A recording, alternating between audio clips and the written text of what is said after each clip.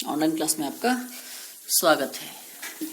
हम कल की अवधि में जो शेर से साक्षात्कार नामक पाठ के शब्दार्थों को देखे थे, आज हम उस पाठ से संबंधित कुछ प्रश्नोत्तरों के बारे में चर्चा करेंगे। देखिए, लिखित में पहला प्रश्न कौन सा है? घोष बाबू का शेर से साक्षात्कार किन परिस्थितियों में हुआ था? कैसे परिस्थितियों में उनका सामना शेर से हुआ था? उत्तर यह हो सकता है कि घोष बाबू गर्मी के समय क्या किए थे? अपने दरवाजे को खुले रखकर ही सोए थे। रात के समय उसका नौकर राम सिंह ने उनको बताया था कि आप लोग रात के समय दरवाजा बंद कर कर सोइए, लेकिन उन्होंने क्या किया? गर्मी के कारण अपने घर के दरवाजे को खोल कर ही रखा और वहां वो सो गए थे। इस बीच वो शेर उसके घर में घुस गया था। तब उन्हें अचानक उनका होश आ गया, उनको नींद से वह जाग गए। तब उन्हें कुछ दुर्गंधपूर्ण क्या आने लगी, दुर्गंध आने लगी। उनको जो भास रहता है, बहुत ही दुर्गंध जैसी भास लगी। तब उन्होंने क्या किया? शायद उनको यह आभास हुआ कि उनके यहाँ कुछ ना कुछ आया है, आ चुका, आकर घर में घुसा है। इसलिए तब उन्होंने क्या किया? धीरे धीरे अपने आंखों को खोलकर देखा। तब उन्होंने क्या किया था? उस शेर को देखा था।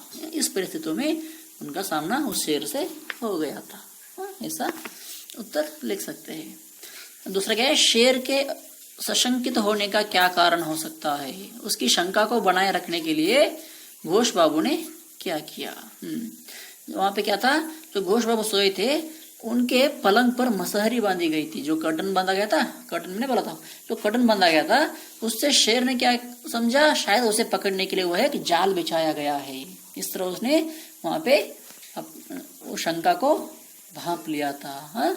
उस मसहरी को ही जाल समझ लिया था, इसलिए वह सशंकित हुआ था। और उसकी शंका को बनाए रखने के लिए घोष बाबू ने यह किया कि वो निश्चेष्ट सा पड़ा रहे, तभी वह शेर उन पर हमला नहीं करेगा। इस तरह उन्होंने क्या किया था? शंका बनाए रखने की कोशिश किया था। ठीक है, क्या है? दूसरा आंसर लिख सकते हैं। शंका खत्म होने पर भी शेर ने एकदम से आक्रमण क्यों नहीं किया? शंका खत्म होने पर शेर ने उन पर एकदम से आक्रमण नहीं किया, क्योंकि वह सुनिश्चित करना चाहते थे कि उनके लिए वह एक जाल बिछाया नहीं गया है और उस मसहरी के अंदर, उस पलंग के ऊपर उसका शिकारी है। इसको वह क्या करने के लिए?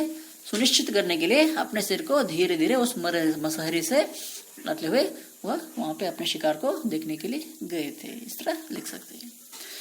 चौथा है, शेर ने पलंग के भीतर से अपना सिर निकालकर शिकार को दूसरे ढंग से पकड़ने का निश्चय क्यों किया? क्योंकि शेर ने पलंग के भीतर जो अपने शिकार को पकड़ने के लिए अपने सिर को घुसा दिया था, वहां पे क्या हुआ था? उसका शेर का सिर का छाल निकल गया था, उससे वहां पे दर्द हो गया था, वहां से उसको ब्लड आ रहा था, खून निकल रहा था। और जो पलंग के नीचे उसने जो अपना सर घुसाया था, वह बहुत ही छोटा सा जगह था, इसलिए वह उसको अपने शिकार को पकड़ने के लिए नहीं हो रहा था। इसलिए उसने क्या किया?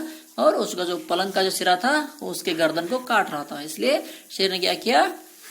यह निश्चित किया कि वह दूसरे ढंग से अपने शिकार को पकड़ेगा। इस तरह चौथा आंसर आप लिख सकते हैं। अगला कौन सा है?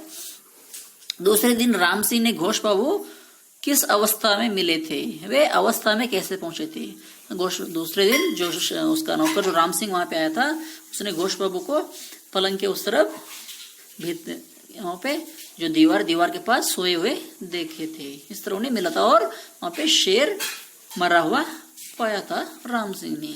और इस अवस्था में इस तरह पहुंचेंगे कि शायद वह शेर के ऊपर चाकू से जोर से हमला करने पर शेर ने अपने आप को बचाने के लिए जोर से उस पलंग को धकेला होगा, तब वह पलंग उस तरफ जाके गिर गया होगा और घोष बाबू भी उस दीवार से टकराकर बेहोश होकर गिर गए होंगे और उनके ऊपर वो पूरा जो पलंग के ऊपर जो बिस्तर वगैरह थे, तो उनके ऊपर जाकर गिर गया होगा। इस तरह की अवस्था वहां पे हुआ होगा। इस तरह राम सिंह ने उस अवस्था को भाप लिया था।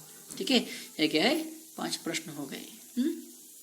ठीक है, अगली अवधि में इस पाठ से संबंधित कुछ व्याकरण भाग के बारे में हम चर्चा करेंगे। ठीक है, धन्यवाद।